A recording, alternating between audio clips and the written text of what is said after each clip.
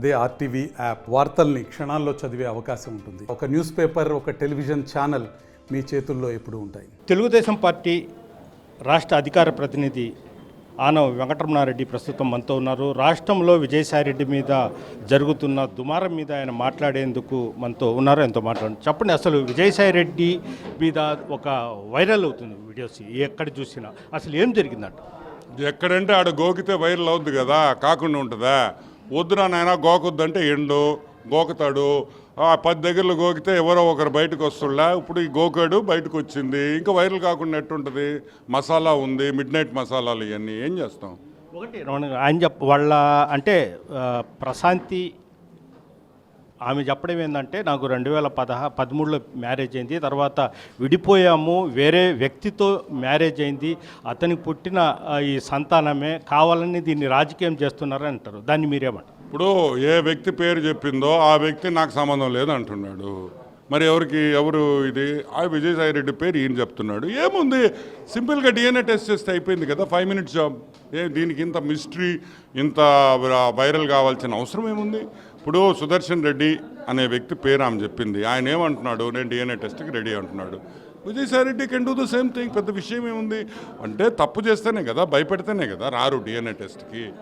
DNA టెస్ట్కి ఇచ్చి దానికి ఆయన స్పీకర్ దగ్గరికి పోయి ఆయన స్పీకర్కి ప్రివిలేజ్డ్ మోషన్ ఎందుకు? ఇవన్నీ టైం వేస్ట్ ఎందుకు? పార్లమెంట్ ఏదో పోతే కొంచెం యూస్ఫుల్ థింగ్స్ డిస్కస్ చేయొచ్చు కదా, ఈ పిచ్చి ప్రివిలేజ్ మోషన్ల కన్నా. కరెక్టే కదా? పార్లమెంట్ అనేది is there to discuss other things, not the private lives of MPs. So DNA టెస్ట్కి ఒప్పుకుంటే అయిపోయింది, వాడికి పెద్ద విషయం ఏముంది? అంటే కేవలం రాజకీయం చేస్తున్నాడు, నాకు అసలు సంబంధం లేదు, వాళ్ళ ముఖాలు కూడా నేను చూడలేదనేది ఆయన చెప్తున్నాడు. గోకి దొరికినోడు మాట్లాడే ప్రతి మాట అదేనయ్యా, నాకు సంబంధం లేదు, నేను చూడలేదు. నేను అడిగా ఒక క్వశ్చను, కొలంబియాకి ఆయన అడుగుతున్నాడు మదన్ మోహన్, కొలంబియాకి వెళ్ళాడు, ఎవరితో వెళ్ళాడో చెప్పమను, ప్రూఫ్ చూపిమను. నేను అడగటంలే. These are not my allegations, these are allegations made by the father of by the actual husband. So I'm no way connected. I'm only asking what he is I'm only reiterating what he is asked. అదేవిధంగా అంటే విజయసాయిరెడ్డి వాళ్ళ ఇంటికి పోయినట్టు, ఒక కార్యక్రమాల్లో కూడా పాల్గొన్నట్టు కొన్ని videos, photos కూడా ఉన్నాయి. ప్రోటోకాల్ వచ్చినప్పుడు అప్పుడు పోలీస్ కార్లు వచ్చాయి కదా, కొన్ని ఆధారాలు కూడా ఉన్నాయంట. మీ దగ్గర ఏమైనా ఉన్నాయా అంటే మీ పార్టీ తరఫున? నేను ఆ విజయసాయిరెడ్డి ఎవరిని గోకుతున్నాడు అని చెప్పి నేను వెనకపోయి నేను ఆ వీడియోలు తీసి నాకు ఏమవసరం అయ్యా? వాడు పొట్టి సారాయి రెడ్డి క్యారెక్టర్ అందరికీ తెలిసిందే. కుటుంబం జైలుకి పోయి వచ్చిన కుటుంబం అది, మనకు అన్నీ తెలుసు. నెల్లూరు వాళ్ళు ఎవరినైనా పోయి చెప్పండి. ఇప్పుడు ఈ గోకుడు ఇప్పుడు కాదు, చిన్నప్పటి నుంచి మామూలే ఇది. సో నేనేమంటానంటే ఇవన్నీ ప్రూఫ్లు ఉన్నాయా? ఒకటే. ఇప్పుడు అలిగేషన్ చేసింది నేను కాదు, నువ్వు కాదు, చేసింది వాళ్ళ భర్త ఏమంటున్నాడు? యు ఆర్ ది ఫాదర్, నేను ఫాదర్ కాదో, నేను తండ్రిని కాదో అంటున్నాడు. ఇప్పుడు ఎవరు నమ్మాలా? అది బయటకు రావాలంటే ఎట్ట కావాలా? DNA రావాలా? దాంట్లో థర్డ్ పర్సన్ సుదర్శన్ రెడ్డి ఓపెన్గా నేను DNA టెస్ట్కి రెడీ అంటున్నాడు. ఈయన ఎందుకు భయపడుతున్నాడు? నిన్న అంత సుదీర్ఘ ప్రెస్ మీట్కి మాట్లాడాడు కదా, అందరిని తిట్టాడు కదా, ప్రెస్ వాళ్ళని అందరినీ. ఏం DNA గురించి మాట్లాడలేదా? ఇప్పుడు సుదర్శన్ మగోడు డైరెక్ట్గా చెప్పాడు ఐఎమ్ రెడీ ఫర్ DNA అని. Finished, over story. So benefit of doubt ఎవరికి? సుదర్శన్ రెడ్డికి, ఎందుకంటే ఒప్పుకున్నాడు కాబట్టి.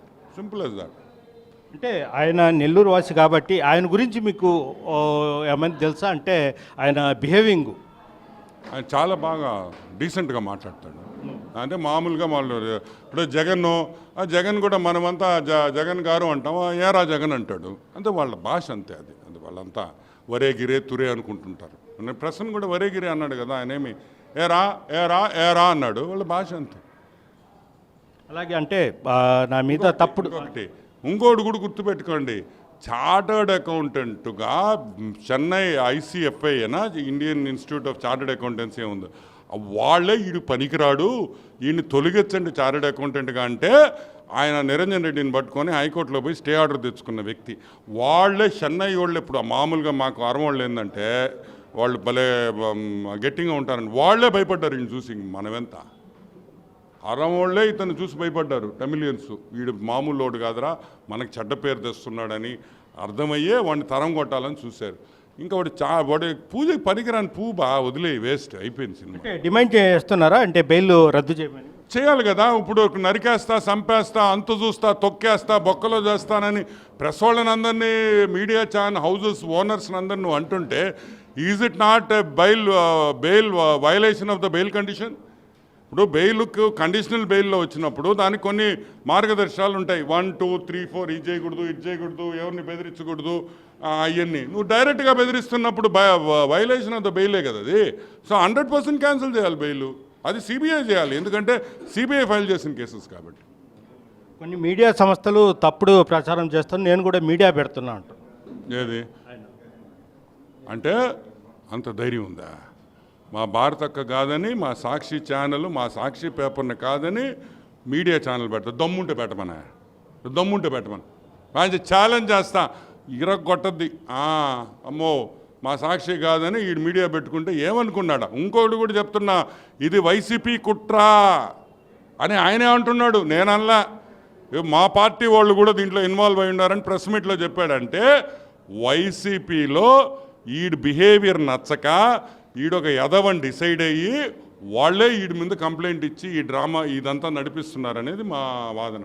చివరిగా అంటే మీరు ఏం డిమాండ్ చేస్తారు? ఒక ఎంపీగా ఈ విధంగా ఆరోపణలు వచ్చింది కాబట్టి మీరు ఏం డిమాండ్ చేస్తారు? కేంద్ర ప్రభుత్వం కానీ ఇటు రాష్ట్ర ప్రభుత్వం? రాజకీయ నాయకులు గోకుడు ఆపియాలి, గోకూడదు అనేది మా ప్రథమ ఇది కరెక్ట్ కాదు. ఎంప్లాయీస్గా చూడండి దయచేసి. మేము చెప్పేది ఒకటే, ఈ ఆరోపణలు అనేది మన రాజకీయానికి మంచి పద్ధతి కాదు. ఒక అఫీషియల్స్ అయినప్పుడు ఈరోజు ఒకటే గుర్తుపెట్టుకోండి, ఈరోజు అలిగేషన్ చేసింది, ఈరోజు ఆరోపణ చేసింది నేను కాదు, ఒక సీనియర్ సెంట్రల్ గవర్నమెంట్ ఎంప్లాయీ ఆయన మదన్ మోహన్ గారు. ఎంత మనోవేదన ఉంటే ఆయన బయటకు వచ్చి ఆ విధంగా మాట్లాడతాడు? అది కూడా మనం ఆలోచించాలి కదా.